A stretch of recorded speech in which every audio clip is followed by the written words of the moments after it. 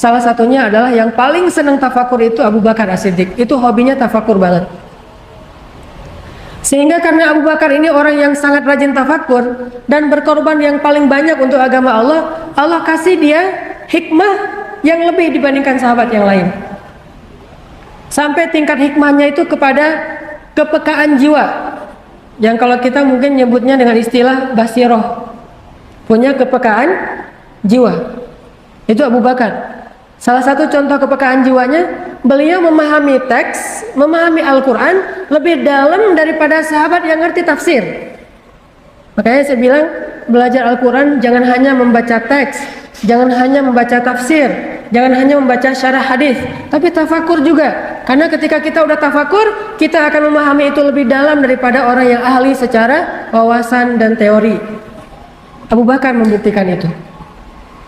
Contohnya ketika turun ayat Al-yawma akmaltu lakum dinakum wa atmamtu alaikum ni'mati wa raditu lakumul islam dina idza jaa nasrullahi wal fath wa ra'aitan nasa yadkhuluna fi dinillahi afwaja.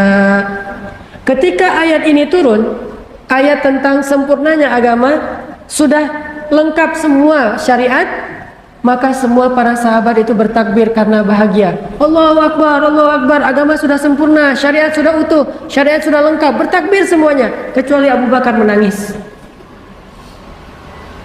Mereka mengira ayat ini adalah ayat berita gembira, agama sudah sempurna, akan dimenangkan oleh Allah. Berarti ini ayat berita gembira, mereka bertakbir. Sedangkan Abu Bakar menangis. Lalu orang-orang bertanya, "Ma yubkika ya Abu Bakar? Kenapa engkau menangis wahai Abu Bakar?" Abu Bakar mengatakan, memang ini adalah ayat berita gembira. Tetapi di sisi yang lain, ketika Allah sudah menyempurnakan agamanya, berarti tugas Nabi sudah selesai.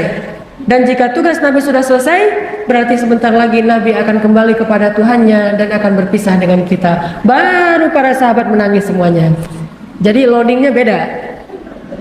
Kalau Abu Bakar tuh nggak ada buffering, cepat gitu. Kenapa nggak ada bufferingnya?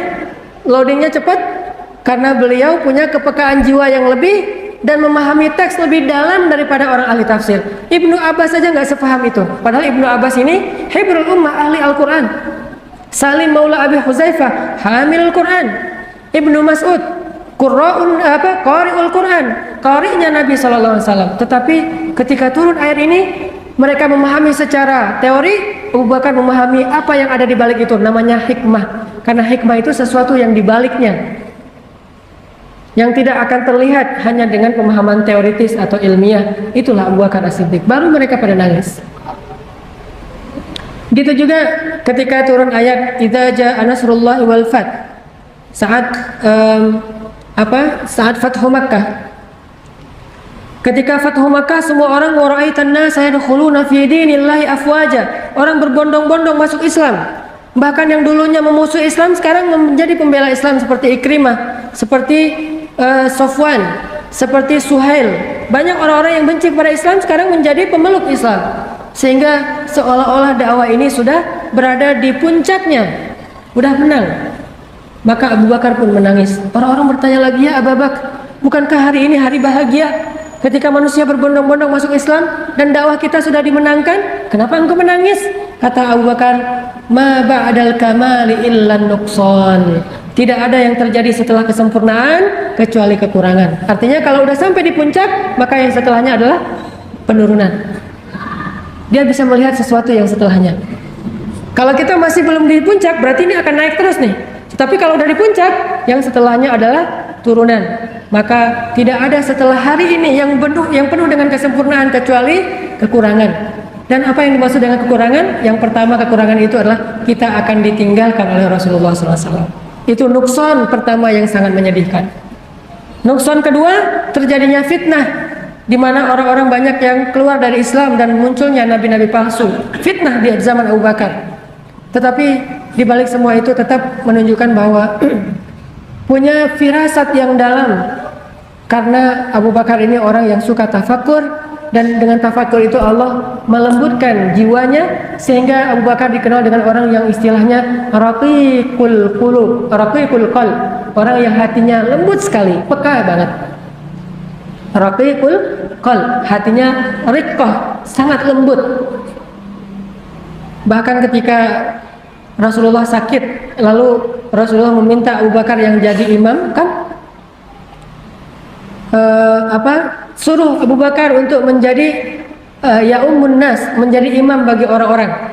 Kata Rasulullah kepada Bilal, ya Bilal, cari Abu Bakar, suruh dia jadi imam. Lalu Bilal mencari-cari Abu Bakar, nggak ketemu. Mungkin Abu Bakar lagi di kebunnya atau di pasar. Karena ini sudah waktunya sholat, akhirnya Bilal berinisiatif menyuruh Umar jadi imam. Bayangin, ini ijtihadnya Bilal. Karena menurut Bilal kalau nggak ada Abu Bakar ya Umar, dan benar juga sesuai dengan nanti urutan khilafah, habis Abu Bakar Umar.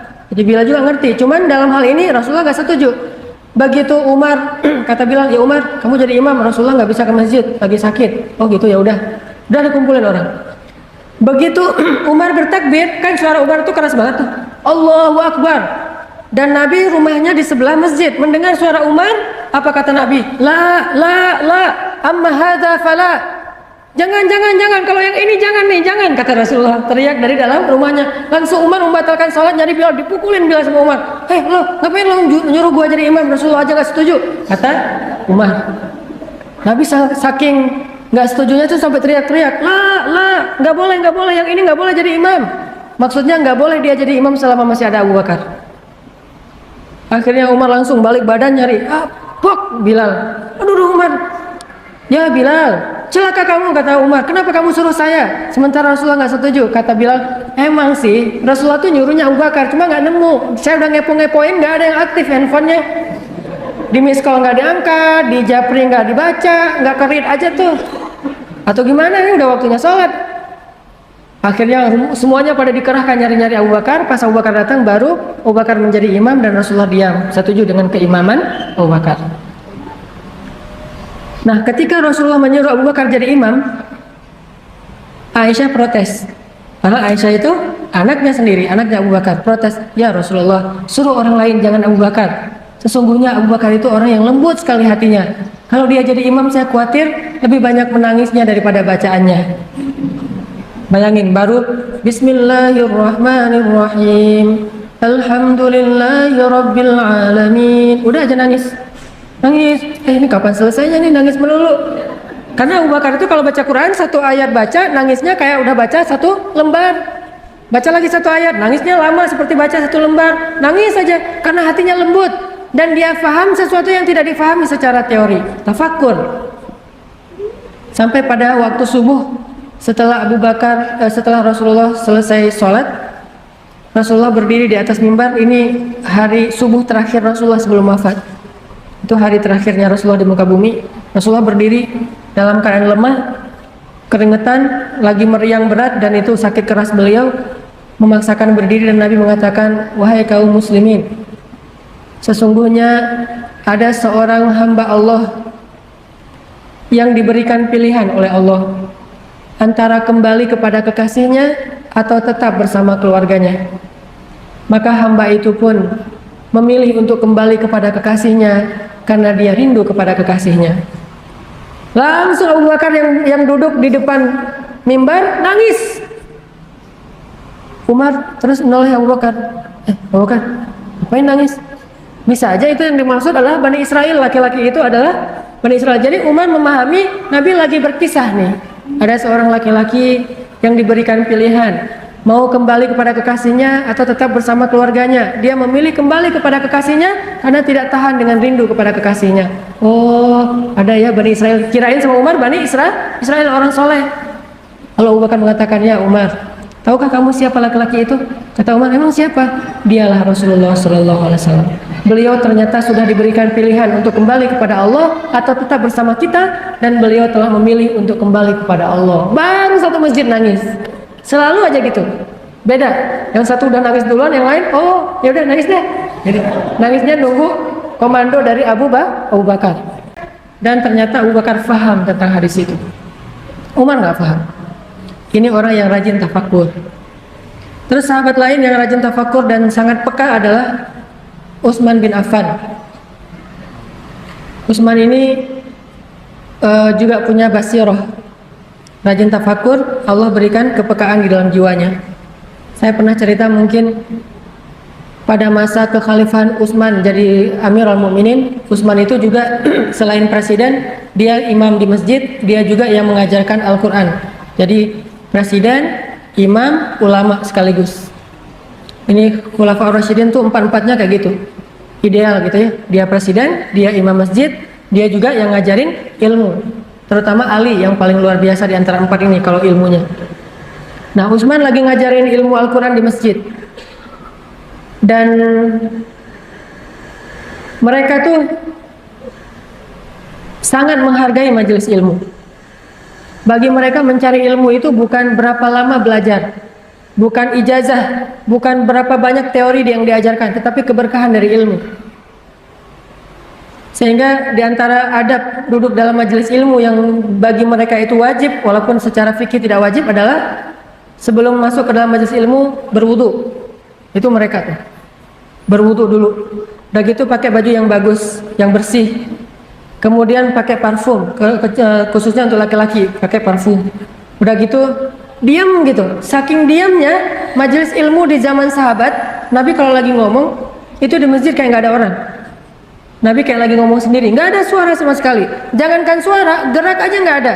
Seolah-olah kata para ulama, saking nggak bergeraknya mereka mendengar Nabi menyampaikan ilmu, seandainya burung hinggap di atas kepala mereka, tuh burung bisa bikin sarang di atas kepala mereka. Saking nggak bergerak. Ada nggak di zaman kita duduk nggak bergerak sampai lalat, nyamuk, wah kenyang semuanya. Alhamdulillah ini majelis ilmu, saya senang makan minum darah di sini. Karena nggak ada yang gerak. Digigit nyamuk juga nggak kayak gini, diem aja. Kenapa itu teh? Sakinah. Mungkin kalau di kita ada, cuman matanya tertutup, duduknya di tiang. Kalau kita nyebutnya tembokers itu bersandar di tembok terus tutup mata, dapat sakinah. Dan jangan dibangunkan kalau kayak gitu, biarkan dia lagi dapat ketenangan dari langit, sakinah. Cuman belum mawaddah ya, masih jomblo soalnya. Baru sakinah. Nah, pas zaman Utsman jadi Amirul Mukminin, Utsman lagi ngajarin ilmu di masjid. Datanglah seorang laki-laki, muridnya Utsman bin Affan. Ketika dia berada di teras Masjid Nabawi, di depan masjid, nggak sengaja laki-laki ini melihat aurat seorang perempuan yang melintas. Jadi ada seorang cewek lewat pakai hijab. Tiba-tiba ada angin kencang menyingkapkan hijabnya dan terlihat rambutnya sekilas, langsung ditutup lagi. Nah, laki-laki ini ngelihat aurat itu, rambut cewek sekilas nggak sengaja di depan masjid. Karena dia anggap ini sesuatu yang tidak sengaja, belum lagi nanti hadisnya itu berarti adalah ramah segala macam, karena pandangan pertama nggak sengaja. Dia anggap ini bukan dosa, sehingga dia tidak beristighfar. Namanya juga sekilas nggak sengaja, cuma rambut doang kan ya. Masuklah dia ke dalam masjid kayak gini, langsung duduk di antara jamaah. Begitu dia duduk, Utsman mengatakan, saya melihat ada seorang laki-laki yang masuk kepada kita untuk mencari ilmu, padahal di matanya masih ada bekas zina, kata Utsman. Coba, di matanya ada bekas zina. Laki-laki ini langsung terperanjat, kaget gitu. Langsung dia mengatakan, ya Utsman, apakah masih turun wahyu kepadamu setelah Rasulullah? Artinya kan Rasulullah orang Nabi terakhir. Bagaimana engkau tahu bahwa saya barusan melihat sesuatu yang tidak baik, sehingga engkau mengatakan ada bekas zina di matanya? Apakah telah turun wahyu kepadamu setelah Rasulullah? Apa kata Utsman? Ittaqu farasatal mu'min. Hati-hati dengan farasah. Farasah itu jadi bahasa Indonesia firasat. Hati-hati dengan firasat orang yang beriman. Bayangin, ngelihat cuma sekilas rambut doang, nggak sengaja pula, nuntut ilmu disuruh keluar sama Utsman, kecuali dia beristighfar.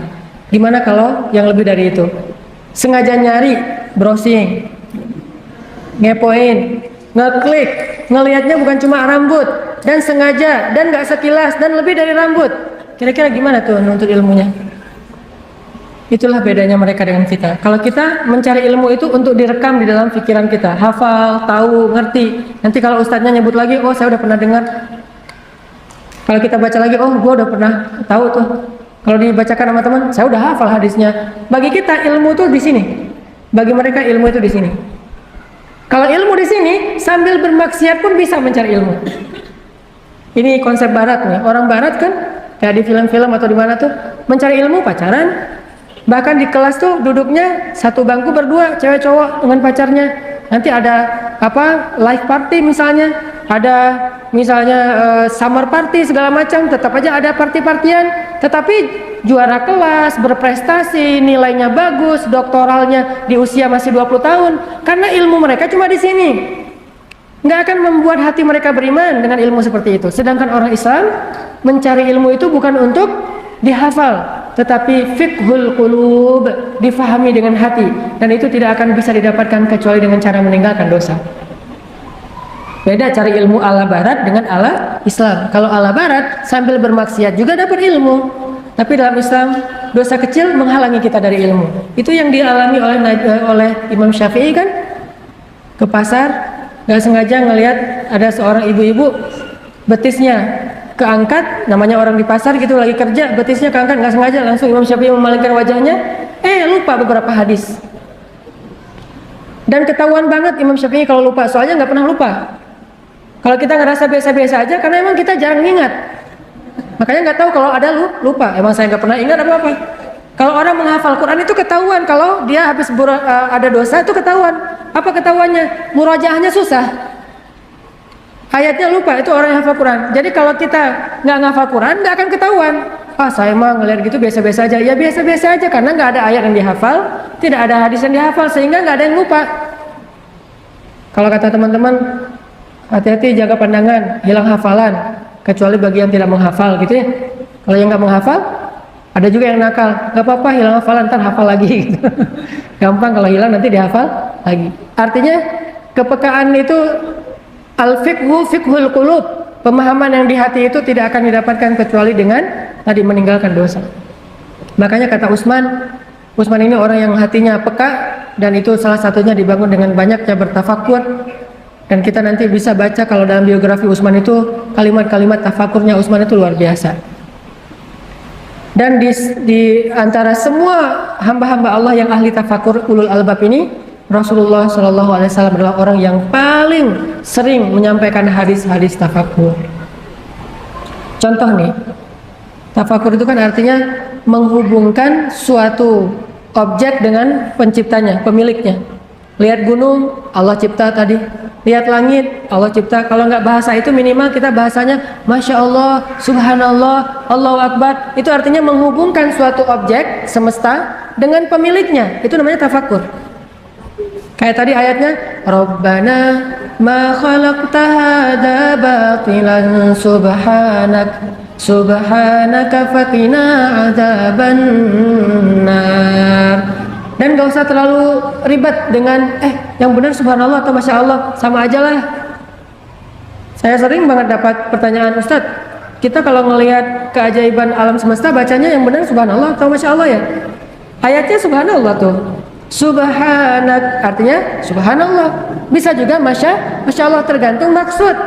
Subhanallah itu artinya nggak mungkin sia-sia, masya Allah itu artinya nggak mungkin kecuali dengan seizin Allah. Sama-sama bisa dibaca dengan ketakjuban. Kayak kita ngelihat alam yang luar biasa, ada siklusnya, subhanallah artinya nggak mungkin ini terjadinya secara sia-sia, pasti ada maksudnya. Itu bacanya subhanallah. Tapi kalau kita bilang masya Allah, itu artinya ini nggak akan mungkin terjadi kecuali dengan seizin Allah, dengan kehendak Allah. Berarti bacanya masya, tergantung niatnya, tergantung maksudnya apa di dalam hati kita. Rasulullah itu sering sekali mengaitkan satu objek dengan Allah atau akhirat. Itu tafakur. Contoh, jadi dalam satu perjalanan, kalau nggak salah ini perjalanan perang Tabuk, Nabi berhenti di sebuah rest area di oasis. Kan perjalanannya tuh panjang, harus berhenti di beberapa spot. Suatu malam Nabi dengan pasukannya kaum muslimin berhenti di sebuah oasis.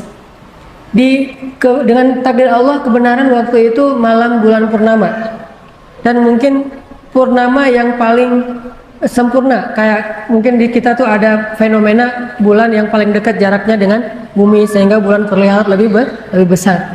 Waktu itu mungkin kayak gitu, lagi bulan purnama sempurna banget dan tidak ada awan, cerah sekali, satu helai awan pun nggak ada. Lalu para sahabat yang lelah berjalan, mereka tidur di hamparan pasir sambil ngelihat ke langit, melihat bulan purnama yang terang banget tapi tidak menyilaukan. Hening pada ngelihat langit gitu sambil istirahat gitu. Jadi hiburan mereka itu ngelihatlah langit. Kalau hiburan saya tuh ngelihat istri. Maaf ya bagi yang belum punya. Hiburan saya itu menatap wajah istri saya seperti rembulan, tapi jangan dari jarak dekat. Kalau dari jarak dekat kan rembulan mah nggak mulus sih, dari jarak jauh gitu. Atau menatap wajah anak, menatap wajah anak itu hiburan banget. Orang kalau udah nikah tuh ya nggak susah nyari hiburan. Yang susah nyari hiburan tuh kalau masih jomblo, susah banget nyari hiburan. Ini nggak bisa, itu nggak bisa, udah dengar sekian album tetap aja galau. Udah jalan sini jalan sana, minum segala macam minuman, mulai dari soda dan kemudian sampai bahkan ada yang ke beer house, tetap aja galau. Tapi kalau udah nikah tinggal lihat wajah pasangan udah hiburan. Belum lagi senyumnya, belum lagi nanti dan seterusnya. itu mah intermezzo doang. Susah menghilangkan materi itu. Balik lagi ya. Jadi pada natap wajah, pada menatap bulan gitu, pada hening semuanya.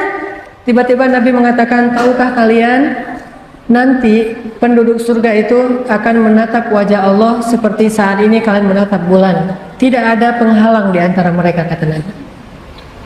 Ini artinya apa? Apapun objeknya dihubungkan dengan Allah dan akhirat. Dihubungkan dengan Allah dan akhirat itu tafakur. Melihat bulan, nanti gini nih kita ngelihat wajah Allah di dalam surga, nggak ada penghalang sama sekali, bening gitu, teduh, terangnya tapi tidak menyilaukan. Oh gitu ya Rasulullah, semangat lagi mereka untuk beramal soleh. Tafakur. Nanti tafakur Nabi yang lain misalnya, Nabi lagi jalan, terus ngelihat seonggok bangkai onta.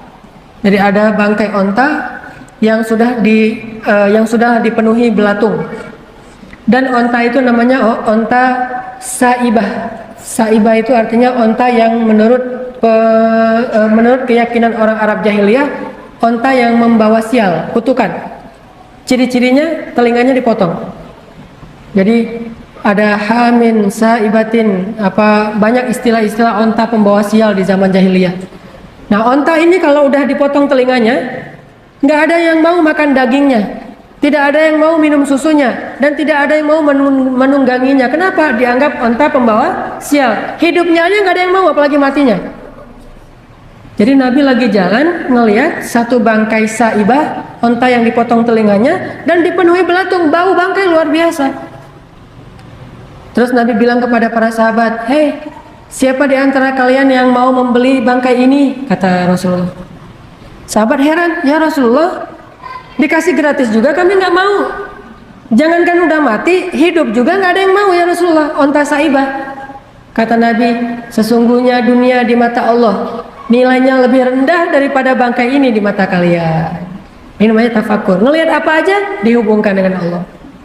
Allah lagi, Allah lagi, Allah lagi. Terus aja kayak gitu. Itu orang beriman, nggak pernah lupa sama Allah. Yadhkurunallaha qiyaman wa qu'udan wa 'ala junubihim, dengan cara wa yatafakkaruna fi khalqis samawati wal ard. Baru dia bilang Rabbana, Rabbana, Rabbana. Sehingga jadi kebayang bagi para sahabat, oh gitu ya.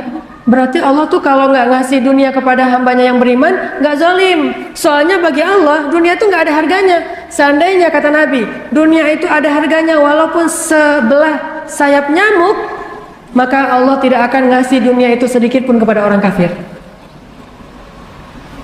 Jadi kita salah paham tentang Allah gara-gara menghargai dunia. Sehingga ada orang bilang, apa maunya Allah sama saya? Allah kok tega banget sih? Allah kok nggak adil sih sama saya? Karena kita mengukur rahmat Allah dengan dunia. Sedangkan Allah pengen merahmati kita dengan akhirat, bukan dengan dunia.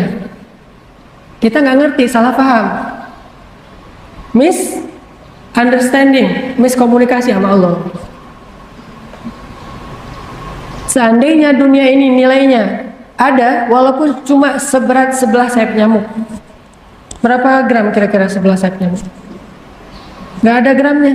Kalau kita pakai timbangan yang digital tuh, terus di atasnya kita taruh nyamuk, bukan sayapnya, nyamuk nih. 3 ekor, jangan 1 ekor. Keluar nggak angkanya? Nggak keluar, 1 juga nggak keluar. Naruh mungkin nyamuk misalnya 10 ekor, masih belum keluar angkanya. Butuh ratusan ekor nyamuk baru keluar angka 1. Itu nyamuk loh. Gimana sebelah sayap nyamuk? Lebih nggak keluar lagi angkanya, saking tidak ada nilainya dunia di mata Allah. Seandainya ada segitu aja nilainya, maka Allah nggak mau ngasih dunia ini kepada orang kafir, karena Allah nggak mau merahmati orang kafir. Jadi kalau ada orang kafir dikasih dunia dan seisinya, itu bukan karena Allah lebih sayang mereka daripada orang mukmin. Tetapi bukan berarti Allah juga nggak ngasih dunia untuk orang beriman. Bagi Allah, dunia itu bukan ciri dari kasih sayang Allah. Dunia ini bisa jadi amanah, bisa juga jadi fitnah. Sedangkan rahmat bukan dunia, akhirat. Kecuali Allah kasih dunia yang menjadi kebaikan untuk akhirat. Kaya tapi dermawan, itu baru rahmat namanya. Kalau kaya doang bukan rahmat. Makanya yang kita disuruh cemburu itu bukan ke orang kaya, tetapi orang kaya yang dermawan. La hasada illa fitnatain. Tidak boleh cemburu kecuali kepada 2 orang. Salah satunya orang yang kaya dan menghabiskan kekayaannya fi sabilillah. Menghabiskan, kalimat kata kuncinya, kekayaannya fi sabilillah. Jadi yang kita cemburu itu bukan kekayaan, tetapi habisnya kekayaan itu di jalan Allah.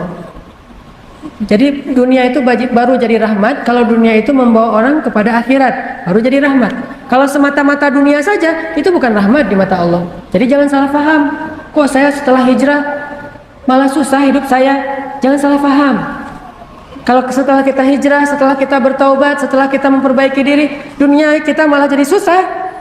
Bukan berarti Allah mencabut rahmatnya, tetapi Allah ingin mungkin melindungi kita dari fitnah-fitnah dunia. Karena Allah sayang sama kita, nggak dikasih dunia. Kalau dikasih hanya untuk mencukupi kebutuhan kita, yang nggak membuat kita sampai lupa diri. Karena banyak orang makin dikasih dunia makin sombong, makin dikasih dunia makin jauh dari Allah, makin dikasih dunia makin jarang sholatnya. Dan kita ngerasain sendiri kalau lagi banyak masalah, sholat khusyuk, nangis-nangisnya, tahajud panjang, jam 1 malam udah bangun tahajud sampai subuh. Begitu dikasih solusi, subuh juga kadang kelewat. Makanya Allah nggak mau kita celaka gara-gara dunia, kasih aja masalah terus. Jadi kalau kita pengen Allah nggak ngasih masalah, istiqomah, dikasih dunia tetap beribadah, nggak dikasih dunia juga beribadah, sehingga Allah nggak khawatir kasih dunia untuk kita. Ini hambaku siap nggak ya dikasih harta? Ini hambaku siap nggak ya dikasih pasangan? Jangan-jangan ntar dia kalau udah dikasih pasangan lupa sama gua. Akhirnya udah deh jomblo aja loh, biar semakin dekat sama Allah gitu, bisa kayak gitu. Intinya Nabi itu mengaitkan bangkai onta dengan Allah. Jalan lagi tuh, jalan lagi, lewatin sebuah bukit, namanya Bukit Jamdan di daerah Madinah. Antara Madinah dengan Madain Soleh, agak-agak jauh dari kota Madinah. Namanya Bukit Jamdan. Jamdan ini salah satu bukit yang paling angker bagi orang Arab. Jadi kalau udah lewat lereng atau lembah Jamdan, semua orang ketakutan, dianggap ada jin penunggunya. Dan di situ banyak orang yang celaka. Sehingga ketika kaum muslimin lewat lereng atau lembah Jamdan, banyak desas-desus di antara kaum muslimin, ini Jamdan loh, ini Jamdan loh. Mulai ada cerita horor. Lalu Nabi mengatakan, hadza Jamdan. Ini adalah bukit atau gunung Jamdan. Dan dia adalah sabaqal mufarridun. Lalu para sahabat mengatakan, apa arti mufarridun ya Rasulullah? Mufarridun itu adalah orang yang banyak bertasbih kepada Allah, sedangkan gunung ini lebih banyak lagi daripada orang-orang ahli bertasbih kepada Allah. Jadi kalau ada orang ahli ibadah tasbih terus ribuan kali tasbih, Gunung Jamdan ini lebih banyak lagi bertasbih kepada Allah. Artinya Nabi itu mengaitkan semesta itu dengan Allah. Ini hamba Allah. Jadi kalian gak usah khawatir. Kalau kita jalan kemana-mana itu kita melihat, oh ini hamba Allah, ini hamba Allah, ini hamba Allah. Sehingga kita tidak hidup di dunia yang jauh dari penciptanya. Melihat apapun, ini hamba Allah. Jangan kayak orang yang tidak beriman mengatakan alam. Oh ini fenomena alam. Alam lagi, jarang yang Allah. Saya kan paling sering tuh nonton kalau di TV Nat Geo ya, National Geographic. Senang banget nonton Nat Geo, terutama yang Nat Geo Wild, tentang alam liar gitu. Dan selalu bahasanya alam telah menyediakan segalanya untuk kita. Yang nyediain alam. Itu bahasa orang evolusi. Tapi kita Allah lagi. Sebagaimana mereka tidak pernah enggan untuk mengatakan evolusi alam, kita juga nggak akan enggan untuk mengatakan Allah. Sehingga saya kalau lagi nonton Nat Geo itu, Masya Allah, Subhanallah, sering terkagum-kagum sendiri melihat kebesaran Allah di alam semesta. Walaupun referensinya mereka, tetapi tafakur kita untuk mengingat Allah SWT. Kayak misalnya hiu, the ocean misalnya, atau killer fish. Salah satunya hiu, selain paus pembunuh. Killer whale ya. Whale killer atau killer whale? Pokoknya paus pembunuh aja. Nih ada hiu nih ceritanya. Ternyata teman-teman, hiu itu adalah vacuum cleaner Allah di dalam lautan. Dia itu hanya makan ikan atau makhluk laut yang terluka atau akan jadi bangkai dan akan jadi polusi di dalam laut. Sehingga dia akan punya dua sensor, satu sensor ciuman darah, satu lagi dia pakai sonar untuk melihat gerak. Jadi kalau ada ikan yang geraknya, berenangnya udah nggak teratur karena terluka dan bentar lagi mau mati, udah mulai lemah nih, maka akan terbaca oleh sonar sensornya hiu dari jarak sekian puluh kilometer. Dan sensor inilah, sonar inilah yang dipelajari kemudian menjadi inspirasi pembuatan sensor dalam kapal selam untuk melihat lawan atau jarak musuh. Dia bisa lebih dari 10 km ngelihat, oh ada ikan yang sekarat tuh, didatengin sama dia dengan kecepatan lebih dari 100 km per jam, dalam hitungan menit datang makan tuh ikan. Karena kalau nggak dimakan oleh hiu, ikan itu akan jadi polusi di dalam laut.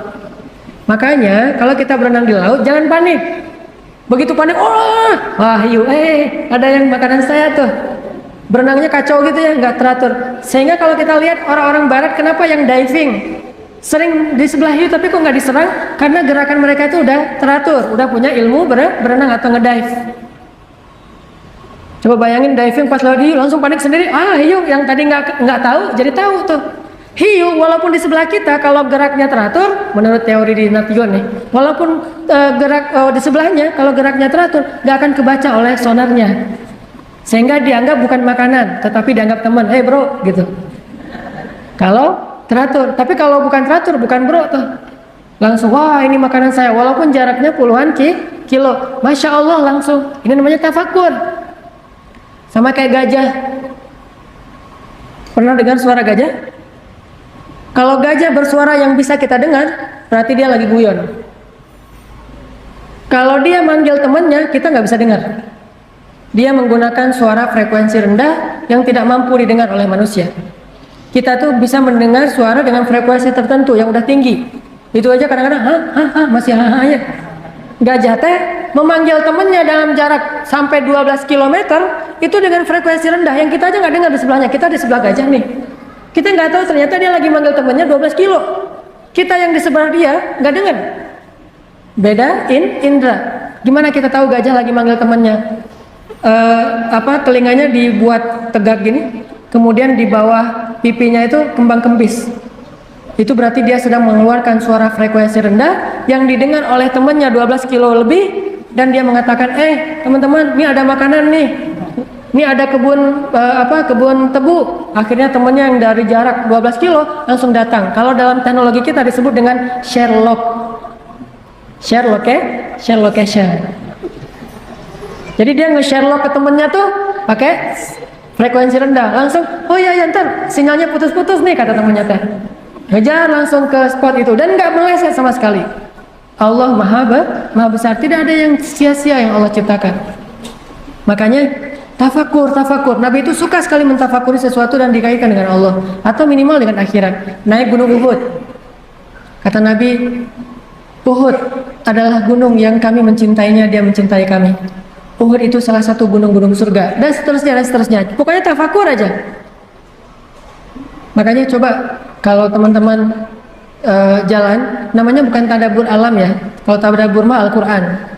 Kalau teks itu ditadaburi, kalau alam itu ditafakuri. Namanya bukan tadabbur alam tapi tafakur alam. Coba tafakuri kebesaran Allah Subhanahu wa taala. Dan fungsinya satu melembutkan hati, kedua menambah iman, ketiga memunculkan kepekaan dan pemahaman yang dalam diri kita. Inilah salah satu hobi para anbiya, terutama Rasulullah SAW, beribadah dalam diam, yaitu dengan cara merasa sesuatu yang baik atau yang buruk karena Allah, dan yang kedua dengan cara memikirkan dan mentafakuri kebesaran Allah Subhanahu wa taala. Mudah-mudahan ini bisa kita amalkan, bukan hanya jadi wawasan. Sering-sering deh malam-malam kalau mau tahajud keluar rumah dulu, lihat wah langit, terus baca inna fi khalqis samawati wal ard wa ikhtilafil laili wan nahar la ayatin liulil albab, baru salat. Insyaallah akan lebih berkesan. Mudah-mudahan dengan demikian kita semakin yakin sama Allah, semakin believe, semakin keep the faith, karena sering tafakur melihat bukti-bukti kebesaran Allah dan lebih berserah diri lagi kepada Allah Subhanahu wa taala. Barakallahu li wa lakum. Wassalamualaikum warahmatullahi wabarakatuh.